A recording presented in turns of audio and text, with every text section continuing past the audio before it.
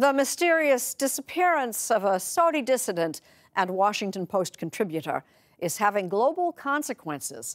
Holly Williams has the story behind the headlines.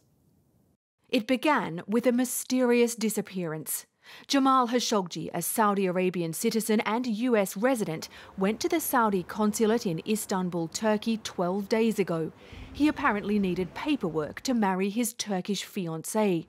When he didn't come out, she sounded the alarm. Soon Turkey began leaking its suspicions to the media. Turkish officials have told journalists they believe Jamal Khashoggi was murdered inside the Saudi consulate. And the culprits, they think, were the members of a 15-man team who arrived in Turkey that day and left in the evening.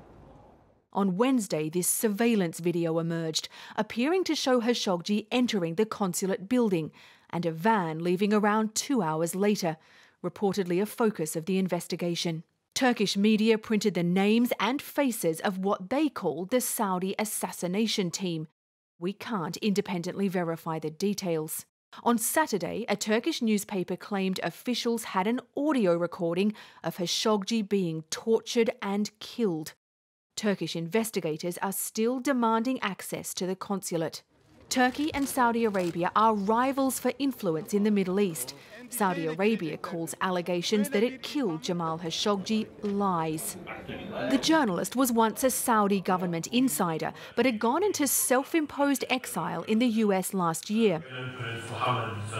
He'd become an outspoken critic of the country's powerful crown prince, Mohammed bin Salman. Khashoggi's friend, Mohammed, told us he had fears for his safety. And he knew the time is getting very close for him to be arrested, and he chose to leave Saudi Arabia and to Washington to be able to speak his mind and not to be arrested.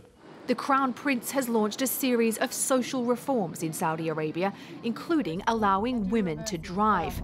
We can reverse and we can... But at the same time, the ultra-conservative Islamic kingdom has cracked down on dissent, arresting critics and rights campaigners. In disgust over Khashoggi's disappearance, some business leaders have pulled out of an investment conference later this month in Saudi Arabia.